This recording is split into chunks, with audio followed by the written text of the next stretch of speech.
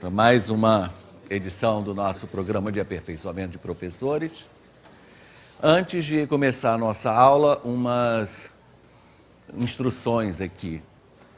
Primeiro, para os alunos do Rio de Janeiro, os grupos já estão formados e logo que eu terminar, eu vou colocar as salas a que vocês devem se dirigir depois do almoço, né, para praticar os exercícios de hoje.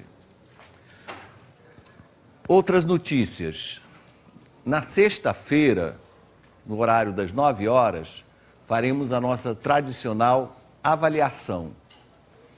Essa avaliação é necessária porque o nosso programa tem âmbito nacional, então todos os anos, né, as entidades, né, governamentais precisam saber da comparação entre os desempenhos dos professores nas diversas regiões. Não se preocupe com nota, porque nota não é divulgada para ninguém. E se você quiser saber a nota da sua avaliação, entre em contato aqui com a secretaria e ela será enviada somente para você.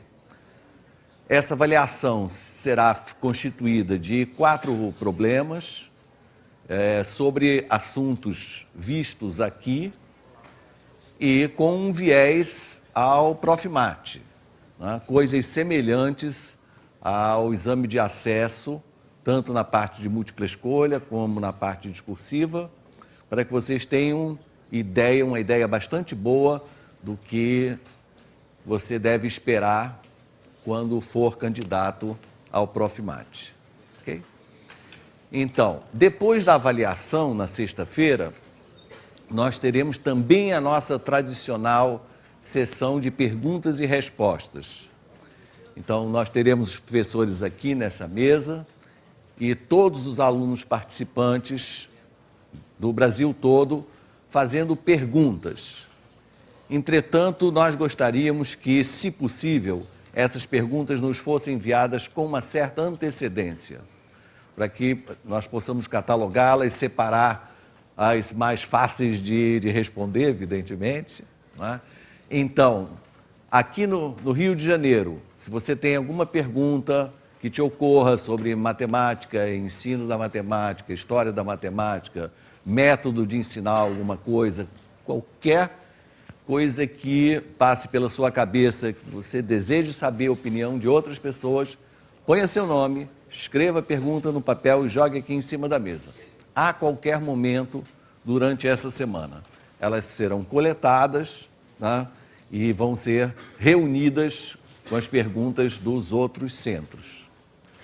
Nós temos hoje essa mesma sessão transmitida para 55 lugares do país todo, cada um com turmas deste tamanho ou até maiores, né? Então, temos realmente um público bastante expressivo. No caso dos alunos dos outros lugares, é só você encaminhar ao seu coordenador e ele, então, enviará a pergunta para nós. Bem? Perfeito, então. A nossa aula é sobre o Teorema de Pitágoras.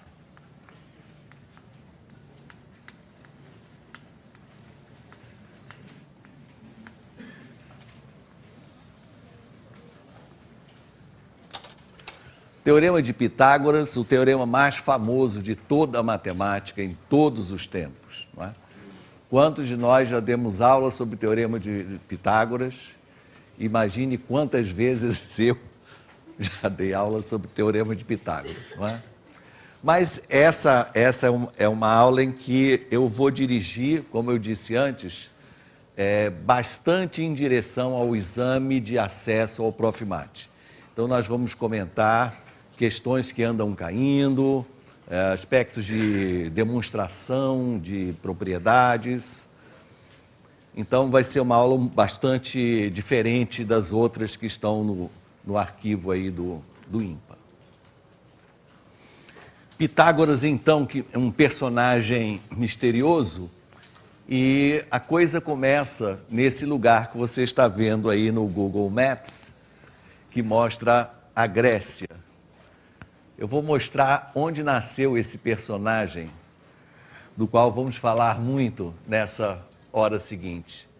Aqui tem um bando de ilhas, não é? Ele nasceu aqui onde está a pontinha dessa seta. Essa é uma ilha chamada Ilha de Samos.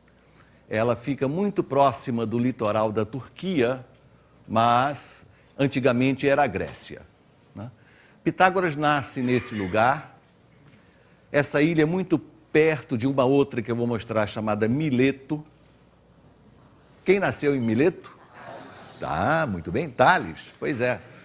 Então, Pitágoras veio uns 30 anos depois de Tales, e da mesma forma que Tales, Pitágoras viajou bastante, principalmente para os centros culturais daquela época, ou seja, a Babilônia.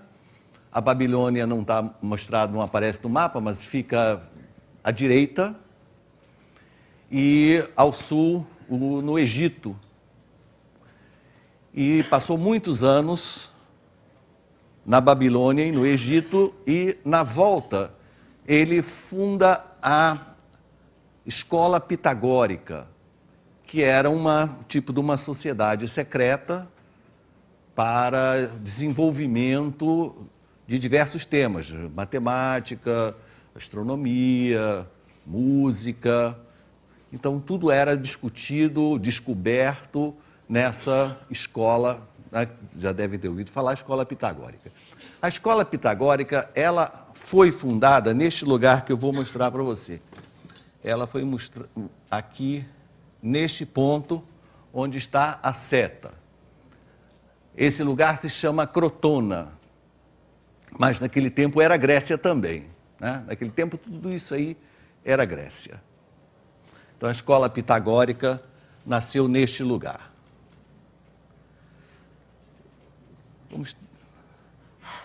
Se eu tiver um pouquinho de paciência, eu vou conseguir ampliar essa ilha, esta aqui, que é onde ele nasceu.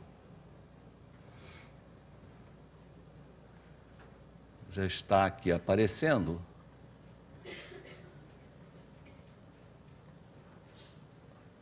Esta é a ilha de Samos. Não sei por que está tudo escrito em grego. Isso aqui quer dizer Samos. Mas aqui já aparece, vamos ampliar um pouco mais, a cidade onde ele nasceu. Fica ao sul da ilha e ela se chama... Cadê o nome dela? Pitagório. Não sei se dá para ver, está muito mal, mas aqui. Enfim, vocês, qualquer hora, então, façam essa exploração de achar Basta você digitar Grécia e procurar essa ilha que fica pertinho da Turquia. Vou mostrar ela de longe outra vez. Aqui. Samos, aqui está. A ilha de Samos, é pertinho do litoral da Turquia.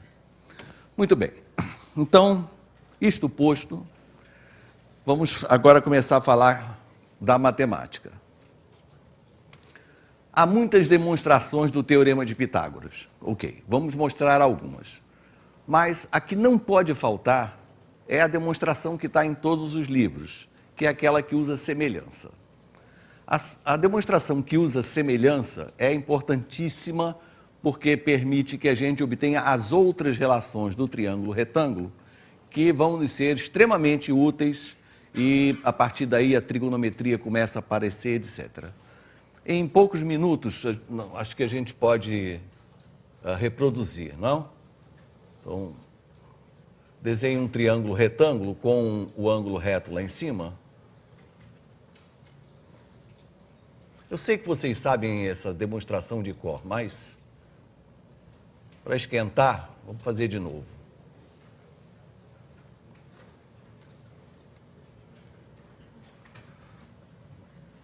Bom, como é a nossa tradição. A hipotenusa nós vamos chamar A, os catetos B e C, a altura relativa à hipotenusa H, projeções dos catetos sobre a hipotenusa M e N. Então, a figura básica é o que a gente sempre faz e sempre vai fazer.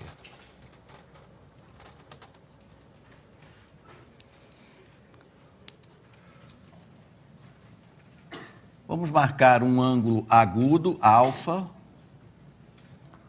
e o outro ângulo agudo, beta. Alfa e beta são complementares.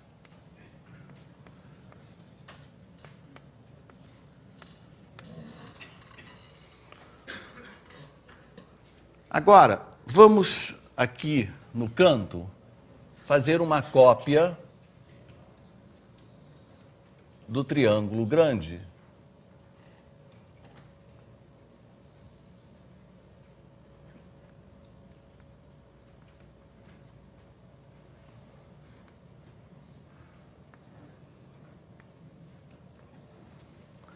Aí está o triângulo grande com seus lados e seus ângulos.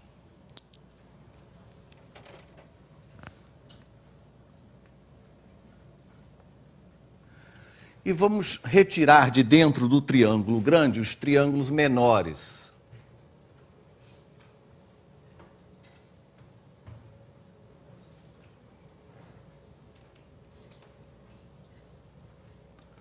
O triângulo retângulo da esquerda, a esquerda da altura,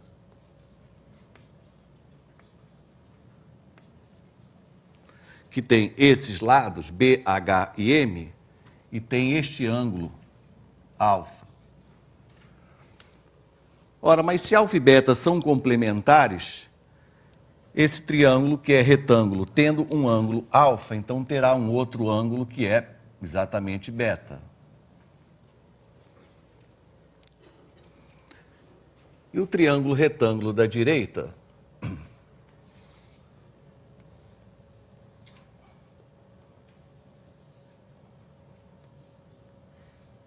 tem os lados C como hipotenusa, H e N,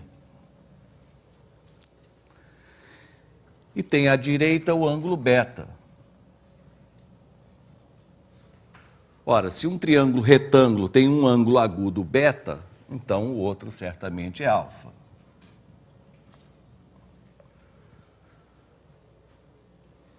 Perfeito.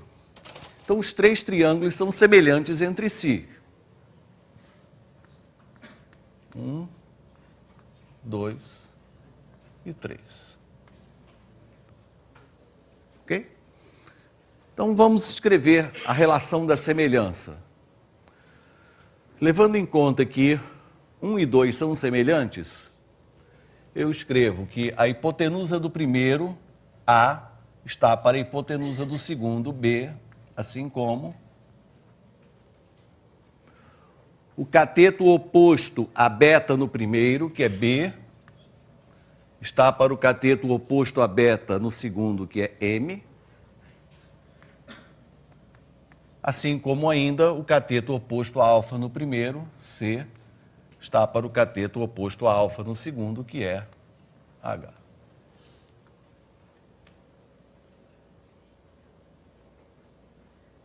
Certo? Levando em conta que 1 é semelhante a 3, eu digo que a hipotenusa do primeiro, A, está para a hipotenusa do terceiro, C, assim como o cateto oposto a beta no primeiro, B, está para o cateto oposto a beta no segundo, H,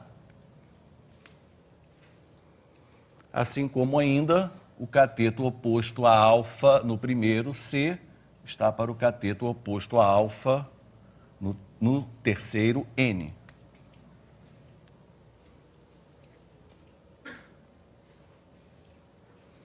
Finalmente, como 2 e 3 são semelhantes, a hipotenusa do segundo, B, está para a hipotenusa do terceiro, C,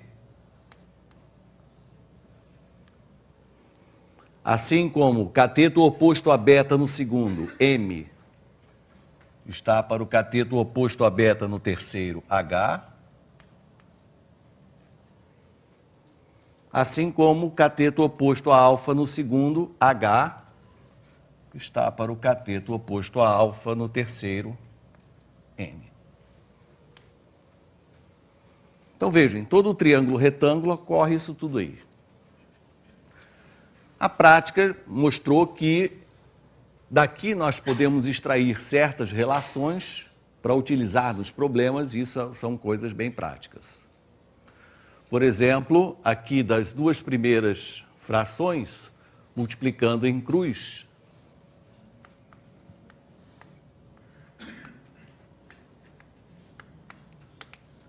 b ao quadrado igual a A vezes M. Uma coisa, quando nós escrevemos uma relação assim, então, em sala, é importante que você diga aos alunos, ou peça aos alunos, para falarem o que significa essa relação utilizando palavras. Não só b ao quadrado igual a vezes m, porque isso não quer dizer quase nada. Se eu chegar para uma pessoa ali, saindo do café e disser para ela assim, ó, b ao quadrado igual a vezes m, a pessoa vai se espantar, porque não sabe o que é b, nem a, nem m. Não é? Em que contexto isso está inserido. Então, toda vez que a gente fala ou escreve uma fórmula, peça para os alunos e você mesmo descrevê-lo usando palavras. Como é que a gente pode descrever isso aqui em palavras? A medida do lado B ao quadrado. Em todo o triângulo retângulo. Não é a medida do lado B ao quadrado, não. É, isso. Em todo o triângulo retângulo, o quadrado de um cateto é igual ao produto da hipotenusa pela sua projeção. Isso. Isso é que vai ficar na sua cabeça para sempre, independente das letras que você está usando. O quadrado de um cateto é o produto da hipotenusa pela sua projeção. Outra coisa que eu vi aqui, não precisa ficar usando a palavra medida o tempo todo. Tá? Essa coisa de botar a palavra medida o tempo todo é um hábito, é um vício recente e é um vício mesmo. Tá? Não precisa ser utilizado. Segmentos, eles podem ser somados. Você não precisa falar a medida de um segmento somado com a medida de outro segmento. Não, segmentos se somam. Então, segmentos se multiplicam. O resultado disso tem o sentido de uma área, mas isso aí fica para a aula que vem. Bom, vamos lá. Aqui da primeira e da terceira frações, nós temos a relação equivalente, que diz que o quadrado do outro cateto é o produto da hipotenusa pela sua projeção. Temos uma muito interessante e útil, que é essa daqui, ó. Nessas duas primeiras frações, o produto dos catetos é o produto da hipotenusa pela altura relativa à hipotenusa. Essa relação ela tem um forte sentido de área. Também a gente vai comentar na aula que vem. Tem um aqui, nessas duas últimas frações, o quadrado da altura relativa à hipotenusa é o produto das projeções. Relações desse tipo, também nós devemos utilizar uma outra forma de escrever. A gente fala aqui que H, vai usar esse termo, é média geométrica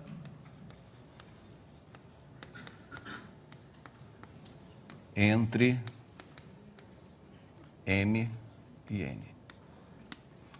Tá, usar esse termo, média geométrica, né? Dados dois números positivos, ou duas grandezas positivas quaisquer, né? A média geométrica é a raiz quadrada do produto delas.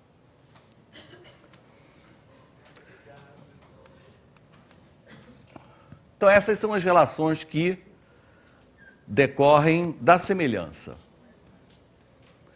E, evidentemente, como estamos acostumadíssimos a fazer, a soma membro a membro das duas primeiras nos dá aqui b ao quadrado mais c ao quadrado,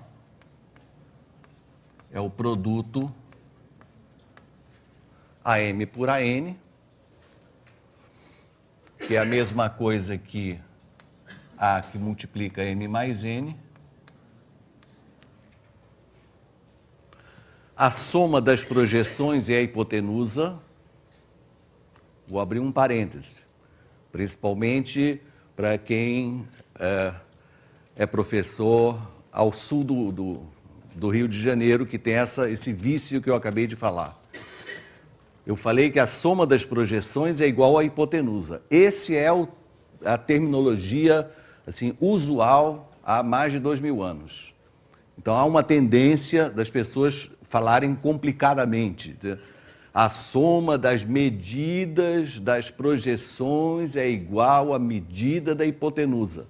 Não está errado, mas é inteiramente desnecessário. A soma das projeções é a hipotenusa. Isso dá o quadrado da hipotenusa. Aqui está, portanto, o teorema mais famoso do planeta. O enunciado do teorema de Pitágoras, né, ele, originalmente, ele foi pensado como área. Então, isso daqui não tinha essa forma de escrever, não, mas tinha a descrição, que a área do quadrado construído sobre a hipotenusa é igual à soma das áreas dos quadrados construídos sobre os catetos. Então, esse foi o pensamento original. Essa demonstração não tem nada a ver com aquele tempo que eu mostrei. Né? Essa demonstração veio muitos séculos depois. Naquele tempo, isso.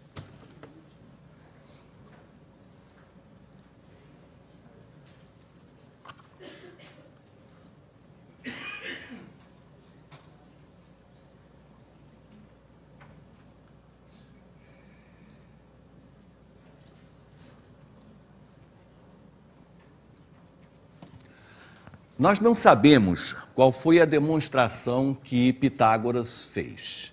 Aliás, nem sabemos se foi Pitágoras que fez o teorema de Pitágoras. O que nós sabemos é que, o teorema, a relação já era conhecida há muito tempo antes, tanto na Babilônia quanto na China. Porém, a demonstração não era conhecida em nenhum desses lugares. A demonstração surgiu na escola pitagórica. Então, naquela escola, onde todos trabalhavam juntos, alguém descobriu a demonstração, que eu vou mostrar agora, mas tudo que era descoberto na escola levava o nome do dono da escola. Então, ficou conhecido como Teorema de Pitágoras, mas não sabemos se foi pessoalmente ele que fez isso ou uma das pessoas que trabalhava com ele, que a gente não sabe mais.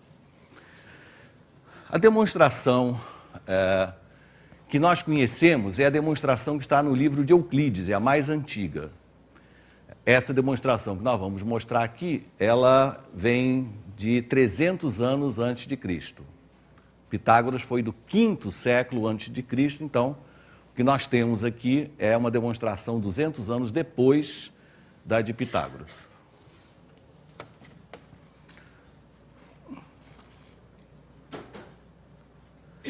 Bom, a figura mostra os quadrados, né, construídos sobre os catetos e um quadrado sobre a hipotenusa. Os quadrados sobre os catetos estão coloridos e o da hipotenusa vazio. Agora, essa área azul vai se mover e vamos tentar justificar por que a figura mudou de forma, mas tem a mesma área. Veja, ela era assim e agora passou a ser assim. Por que a área é a mesma, hein? Por que a área desse paralelogramo é a mesma área desse retângulo?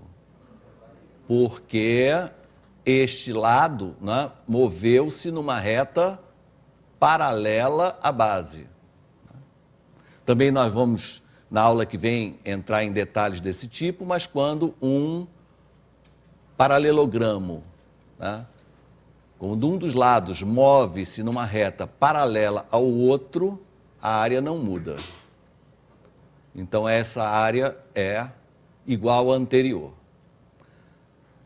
Agora, o lado maior vai ficar fixo e o lado da direita maior vai deslizar para baixo.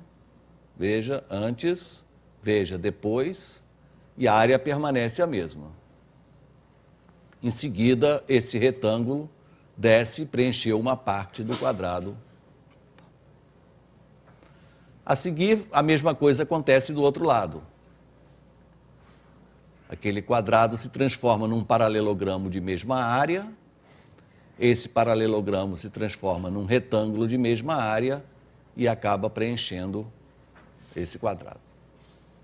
Então, com esse recurso mostra rapidamente, não é, qual é a primeira demonstração do Teorema de Pitágoras que apareceu documentada, né, no livro Os Elementos de Euclides. O Teorema de Pitágoras, ele exerce um fascínio por todos aqueles que gostam de matemática. E inúmeras demonstrações foram criadas. Hoje em dia já são mais de, de 300 demonstrações do Teorema de Pitágoras. E uma das últimas ocorreu no século XIX, há uns 100 e poucos anos atrás, que é a demonstração devido a um matemático. Ele não era um matemático profissional, ele era um livreiro. Era um dono de livraria chamado Henry Perigal. Onde é que está o nome dele? Não está. Esse indivíduo, ele foi membro da Sociedade Britânica de Matemática, mas o negócio dele, ele gostava de livro. E leu inúmeras demonstrações e criou a dele. Que é assim, a figura básica é a mesma, né? Mas ele divide a partir do centro desse quadrado, traçando retas paralelas e perpendiculares à hipotenusa do triângulo, dividiu esse quadrado nessas 4 partes. Né? E olha o que ocorre, eu posso mover cada uma delas e colocar num cantinho. Essa é a demonstração mais bonita que eu conheço.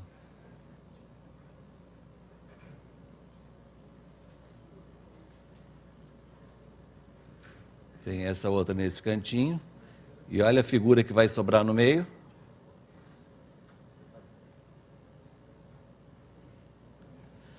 É claro que nós estamos vendo aqui visualmente, não é? Mas é um ótimo exercício de matemática provar que essas coisas se encaixam. Tá? Isso daí é apenas uma conjectura, é uma ideia bonita, não é? Mas só isso não é demonstração. É bom que os alunos saibam disso. Então, é preciso que você demonstre que nessa situação, não é, cada figura como essa, né, esse lado, corresponde ao ladinho menor, que é igual àquele, somado com o lado do outro quadrado. Enfim, tem que provar isso direitinho. Né? Então, essa é a demonstração. Bom, depois, o próprio Perigal, ele mostrou que esse ponto não precisa estar bem no meio. Ele pode dividir em uma figura maior que a outra e tal. E a mesma coisa funciona. Você pode botar as coisinhas aqui nos cantinhos, aqui só rapidamente.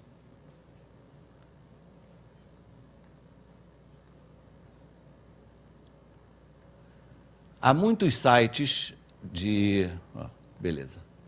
sobre Teorema de Pitágoras. Eu vou deixar esses que eu escolhi à disposição de vocês, porque tem tanta coisa que é difícil você achar o que é melhor e o que é fraco. Né? Então, isso é ótimo. Bem, o que os livros precisam trazer, em geral, não trazem? É a recíproca.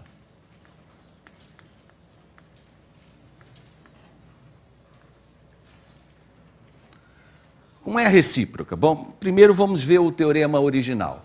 O teorema original diz assim: em todo triângulo retângulo, o quadrado da hipotenusa é igual à soma dos quadrados dos catetos. Em palavras simples e eficientes. A recíproca é a seguinte: quer dizer, se eu tiver um triângulo, se o quadrado de um lado, porque aí eu não posso falar hipotenusa, que ainda não sei se é, né? Então, se num triângulo o quadrado de um lado for igual à soma dos quadrados dos outros, então esse triângulo é retângulo. Não vou fazer aqui a recíproca, tem no livro e tem mais ainda. Se você tiver, então, um triângulo ABC, valem os seguintes resultados.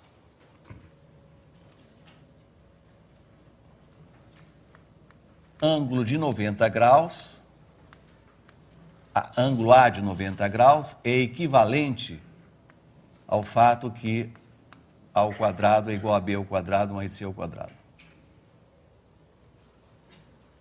Aqui eu estou considerando que os lados do triângulo ABC maiúsculos são ABC minúsculos, um oposto ao outro. Tá? Se o ângulo A é menor que 90 graus, isso é equivalente a que o quadrado do lado A é menor do que a soma dos quadrados dos outros dois. Isso é ótimo. Se você quer saber se um determinado ângulo é agudo, não é? Você compara o quadrado do lado oposto com a soma dos quadrados dos outros dois lados.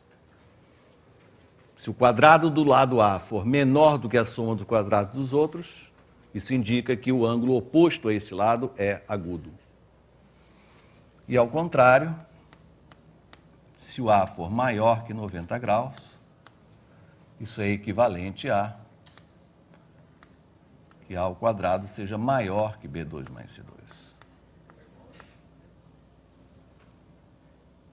Tá certo.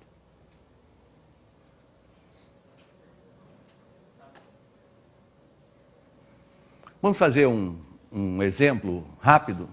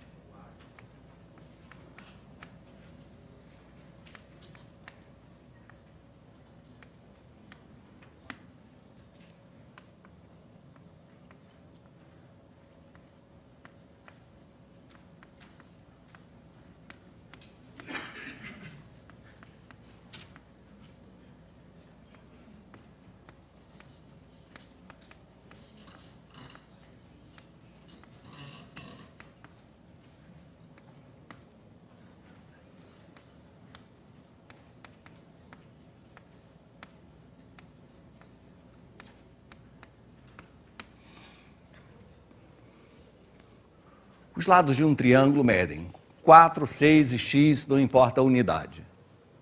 Para que valores de x esse triângulo é obtusângulo?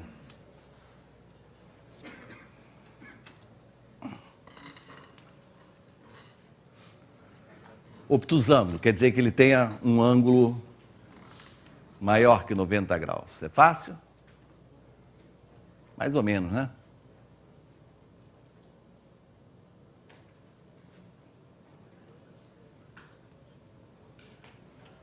E aí?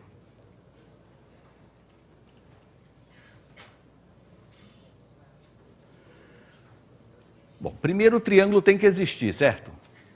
Não é? Então, se você conhece dois lados de um triângulo, entre que valores pode estar o terceiro lado? entre a soma e a diferença dos lados conhecidos. Então, primeiro, a questão do triângulo vai ter que existir. A soma é 10 e a diferença é 2. Então,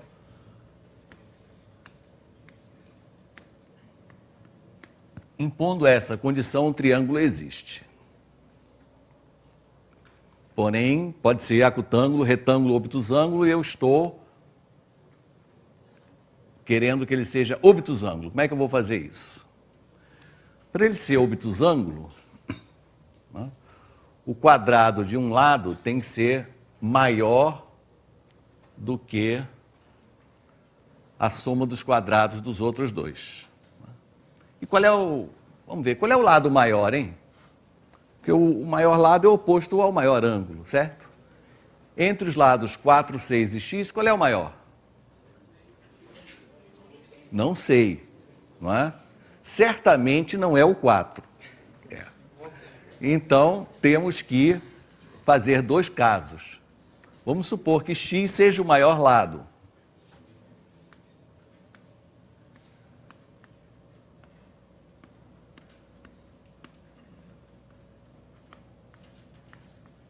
Se x é o maior lado, então eu quero que ele seja um ângulo, seja oposto ao maior ângulo, né? Maior que 90 graus.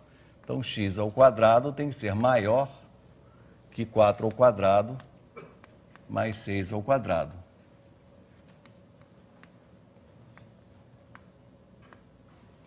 Trinta e seis mais 16, 52.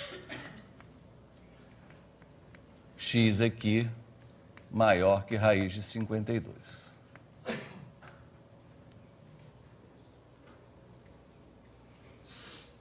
É claro que não pode ser qualquer coisa maior que raiz de 52, né? Porque tem que ser menor que 10, menor que raiz de 100. Mas já temos um intervalo. Agora, o 6 pode ser o maior lado.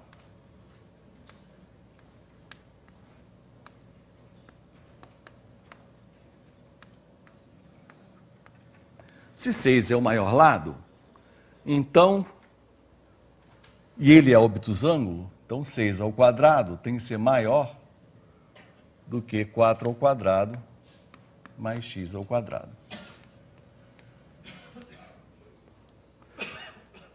X ao quadrado tem que ser menor que 36 menos 16, ou seja, 20.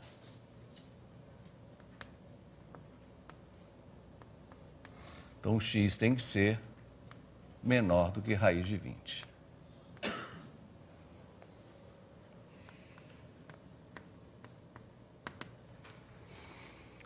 Ok? Então, esse triângulo é obtusângulo, desde que x esteja entre 2 e raiz de 20,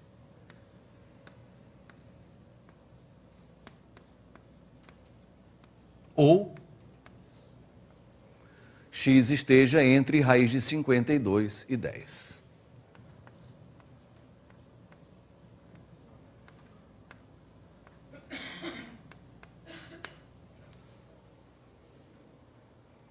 O problema é elementar, mas ele não é tão fácil assim.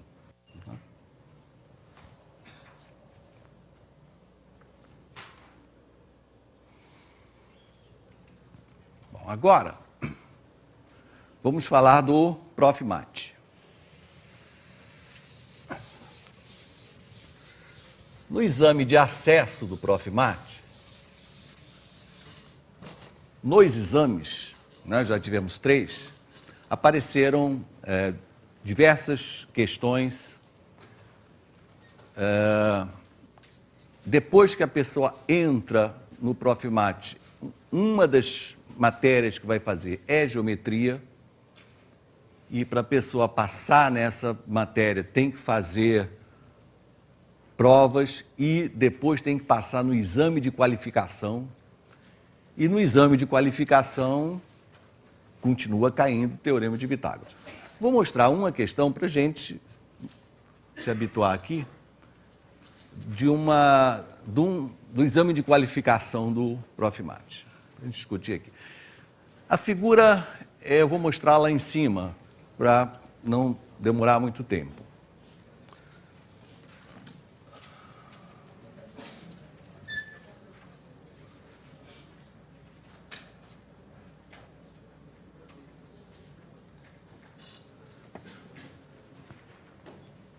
A figura foi assim, ó. Vou descrever a figura, tá? Então, é o problema. Exame de qualificação.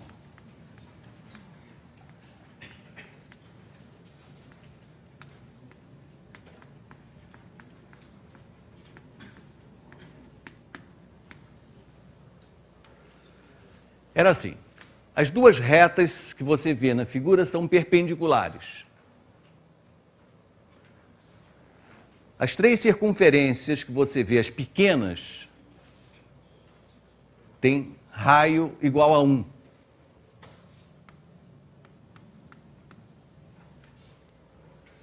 E são tangentes, tá? A que está no canto é a tangente da direita, a que está no canto é a tangente que está em cima. Ou seja, é o que a figura vê mesmo, não tem nenhuma pegadinha. Aí, o problema pede qual é o raio dessa circunferência grande, que ela é tangente, né, a essas duas circunferências menores e é tangente também às duas retas horizontal e vertical.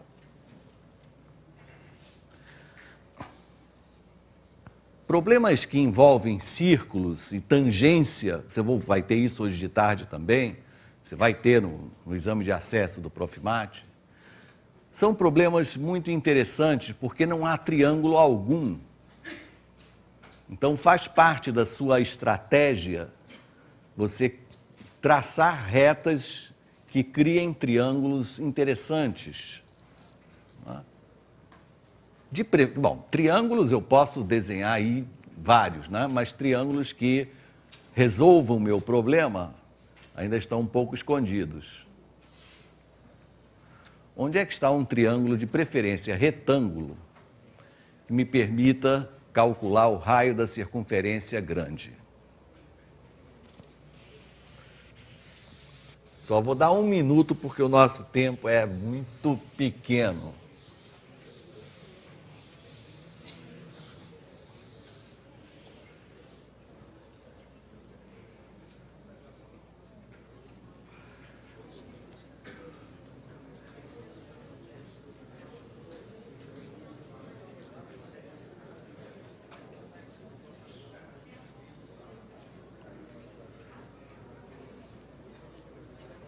Tem dicas obrigatórias, né?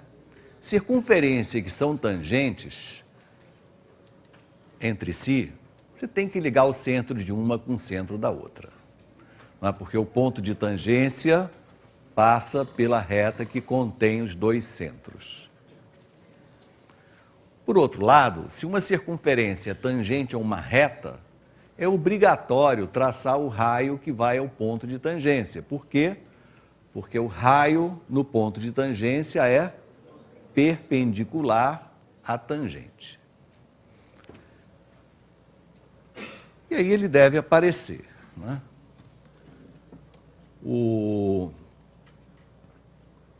Do centro, raio que vai ao ponto de tangência com a reta vertical, vai ao centro de tangência com a reta horizontal. Tive uma vontade súbita de traçar por esse pontinho uma reta perpendicular. Foi interessante isso.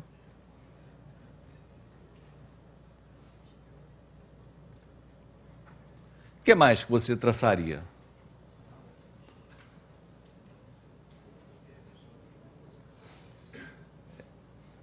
Vou fazer um segmento ligando, tanto faz olhar para esse vértice ou para aquele. Como eu já tracei essa reta horizontal, vou ligar daqui para cá.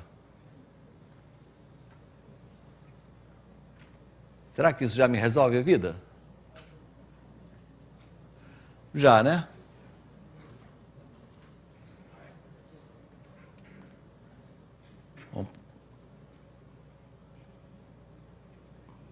Você tem um ângulo reto, claro. Né?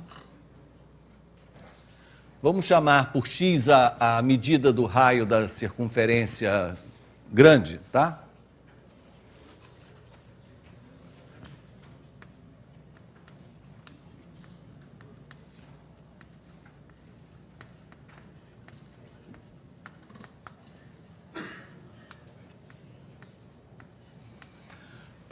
Bom, nós temos um triângulo retângulo que está com esse aspecto aqui.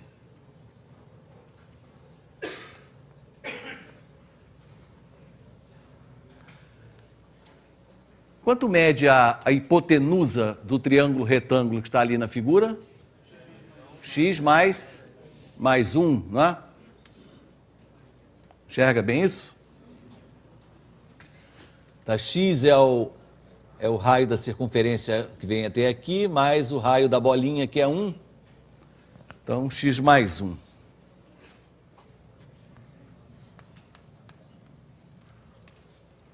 O cateto vertical, quanto mede? X menos 1. É fácil de ver isso. E o cateto horizontal, desse ponto onde a seta mostra até o vértice do ângulo reto, quanto mede isso? X menos 3.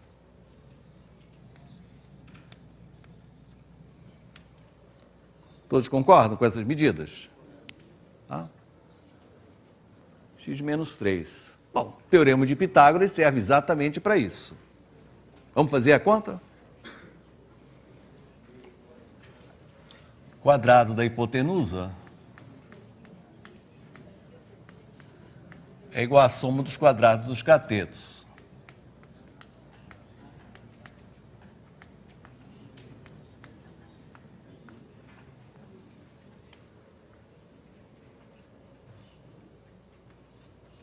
E uma beleza, desenvolvendo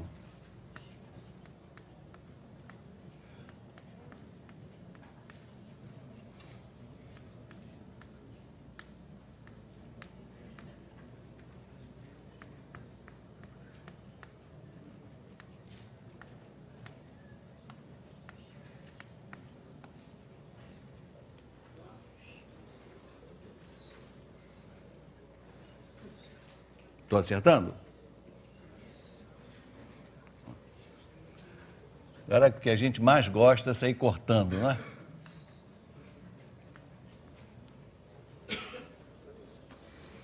Vamos reunir tudo que sobrou do lado direito?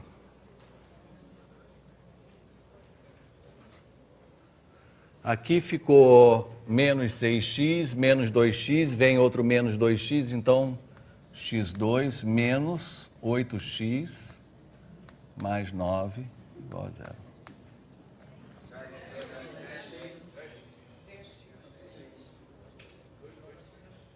Ah, é, 10. x2 menos 10x mais 9 igual a 0. Ah, melhorou. Agora está outra coisa. Raízes? Isso.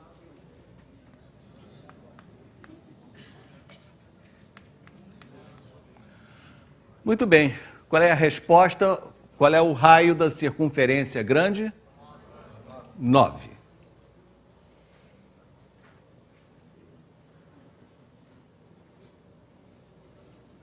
Só? Já posso passar para outro problema, sem maiores comentários? Não, a mim me incomoda uma coisa aqui. Eu sei que o raio dessa circunferência é 9. Agora, os cálculos mostraram x igual a 1. Que diabo é isso aí?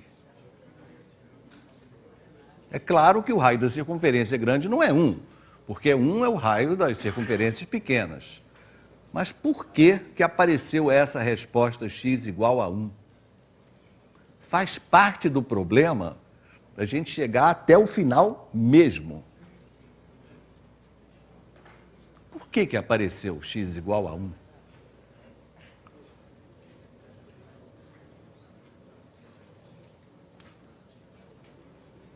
Dou-lhe uma.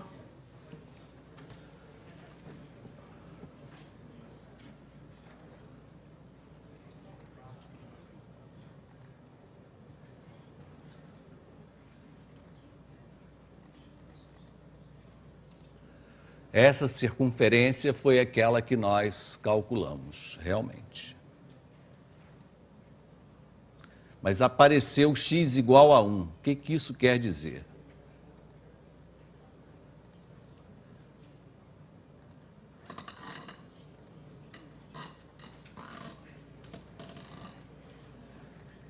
Quer dizer o seguinte: quais foram as nossas hipóteses? Eu quero uma circunferência que seja tangente às duas retas perpendiculares, e essa circunferência tem que ser tangente também a estas duas circunferências pequenas. Então vamos repetir. Essas foram as nossas hipóteses.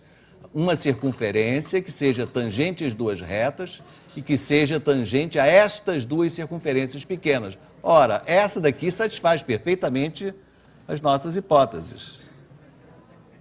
Então, apesar que você não imaginava, esta circunferência azul também foi o que o problema achou. O enunciado pedia grande, tá certo, mas ele, realmente, usando as hipóteses, existem duas circunferências que são tangentes às retas e tangente àquelas outras duas circunferências pequenas. Não é interessante? Tá, então resolver um problema é assim, né? Fazer tudo e chegar e examinar as respostas, ver se elas valem, né? E criticar tudo que vocês fizeram.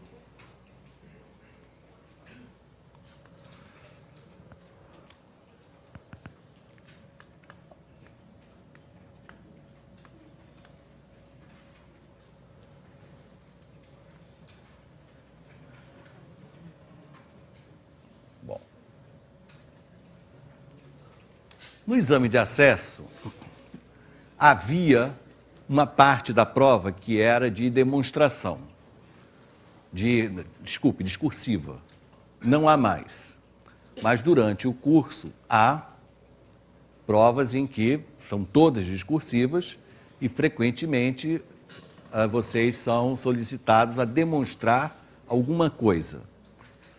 Então, vamos falar um pouquinho sobre essa coisa de demonstrar um fato simples.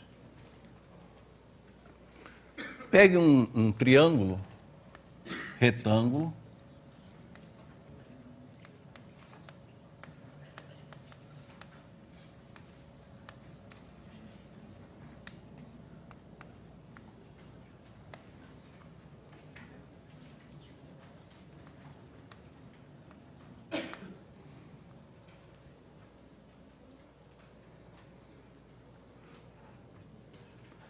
todos nós estamos, na escola, muito acostumados aos problemas que são, né? Calcule, calcule, calcule. E raramente a gente faz mostre, demonstre, justifique. Em algumas turmas, que forem um pouco melhores, a gente deve começar a fazer coisas desse tipo. Hoje à tarde vocês vão ser solicitados a demonstrar coisas. Então vamos fazer uma agora, nesse final de aula.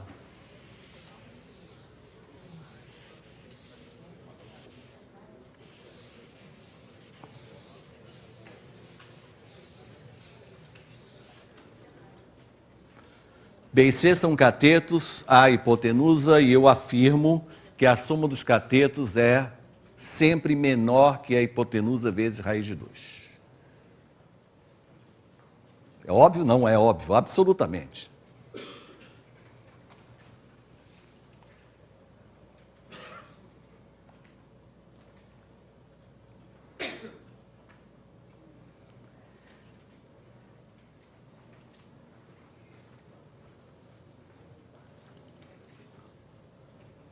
Um comentário. Quando a gente vê alguma coisa para demonstrar, em geral a gente não tem a menor ideia de onde ela vem, não é? Qual é o ponto de partida? Né? Quem descobriu isso pela primeira vez saiu de onde? Isso é obscuro. Então, nós temos a tendência de começar a mexer naquilo que a gente quer demonstrar. É natural. A gente faz isso sempre. Começa a mexer naquilo que é o nosso objetivo. E acaba achando uma coisa correta. Pergunto, se eu tenho alguma coisa que eu quero demonstrar, se eu mexer nisso daqui, e se eu chegar em alguma coisa correta, tipo 0 igual a 0, que é obviamente correto, será que isso demonstra que aquela afirmação é correta? Vou repetir. Eu tenho algo que eu não sei se é verdadeiro ou falso, mas eu começo a mexer nisso. Vou fazendo as contas e tudo. Aí eu chego em alguma coisa reconhecidamente verdadeira. Posso eu concluir que o meu ponto de partida é verdadeiro? Essa é a pergunta. Sim ou não? Pois é. Porque tem gente que chega aqui, verdadeiro, está demonstrado. Isso é um perigo. Só a hipótese verdadeira se você puder reconstituir os passos ao contrário, ou seja, se cada passagem for uma equivalência. A maneira mais simples, mais elementar e contundente que eu tenho para mostrar esse fato é que você pode partir de uma coisa falsa e rapidamente chegar numa coisa verdadeira. Por exemplo, 1 é igual a 2. Isso é falso. Agora eu vou começar a trabalhar em cima disso. Ora, se 1 é igual a 2, então 2 é igual a 1. Evidente. Somando, 3 é igual a 3, que é verdadeiro. Pois é. Então, o fato de você, depois de alguns cálculos ou manipulações, achar um resultado verdadeiro, não quer dizer que o seu ponto de partida tenha sido. Né? Então, isso tem que ter muito cuidado. Então, o que a gente faz? Eu quero mostrar isso aqui. Né? Então, a gente vai lá no rascunho, bem escondido, e vamos ver se eu acho de onde veio isso aí. Então, não tem ninguém vendo aqui, só a gente, né?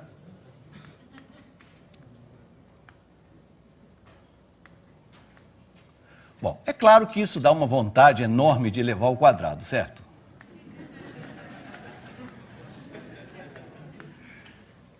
Se eu estou falando de teorema de Pitágoras, tem que ter. Então,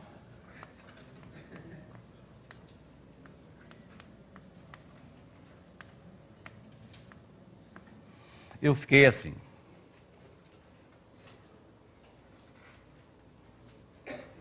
Agora eu percebi o seguinte, eu vou escrever b ao quadrado mais c ao quadrado mais 2bc. E aqui eu vou escrever a ao quadrado mais a ao quadrado. Estão acompanhando? Bom, como o meu triângulo é retângulo por hipótese, então b ao quadrado mais c ao quadrado eu cancelo com isso aqui. Lembra da terceira relação que nós demonstramos ainda há pouco, que fala nisso aqui? B vezes C no triângulo retângulo é equivalente a quê? É igual a quê? Produto da hipotenusa pela altura, H.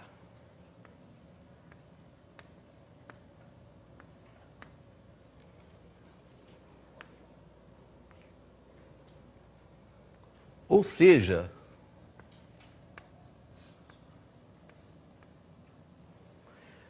eu cheguei à conclusão que a altura relativa à hipotenusa é menor que metade da hipotenusa. Isso é uma coisa certa? Por quê? Tá vendo? A professora portuguesa tem agilidade no raciocínio. Então, a coisa é assim, se você imagina, né, uma semicircunferência de diâmetro A,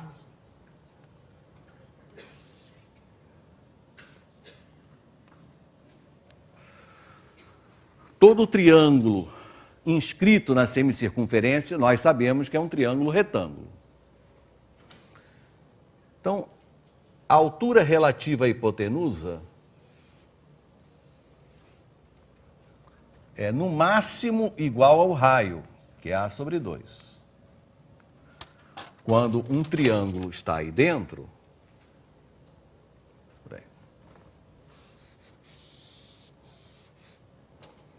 quando um triângulo está aqui dentro,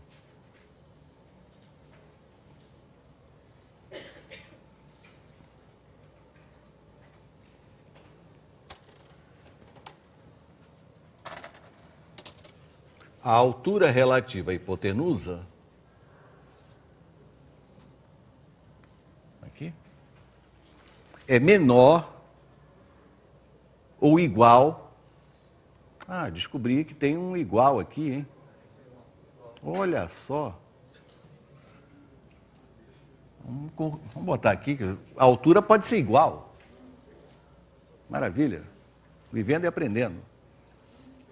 Então, vamos ver se eu consigo agora reconstituir ao contrário aquilo ali.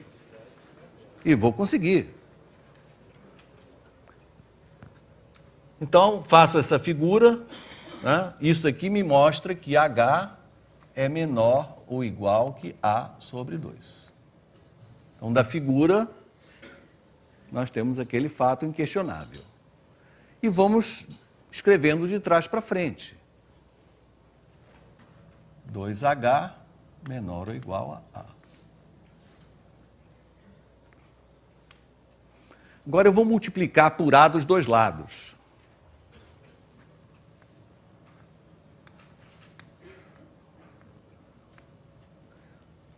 Tem alguma coisa a falar nessa passagem? Eu multipliquei uma desigualdade por um número. Eu posso fazer isso assim, impunemente? Desde que eu saiba que o que eu estou multiplicando é positivo. Tá? Tudo isso vale porque A, B e C representam medidas de comprimento, então são positivos. Tá? Se eu tivesse num outro contexto e fizesse isso daqui, eu teria que examinar fortemente se esse sinal seria mantido ou trocado. Mas aqui, em geometria, vai tudo bem. Tá? Então, eu posso trocar AH por BC e eu posso somar A ao quadrado dos dois lados, só que do lado de cá eu ponho B ao quadrado mais C ao quadrado. E do outro lado eu ponho A ao quadrado.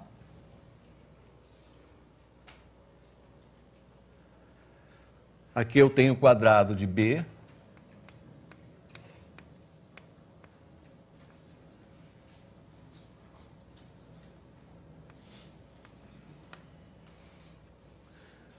Agora eu vou extrair a raiz quadrada. Posso fazer isso impunemente?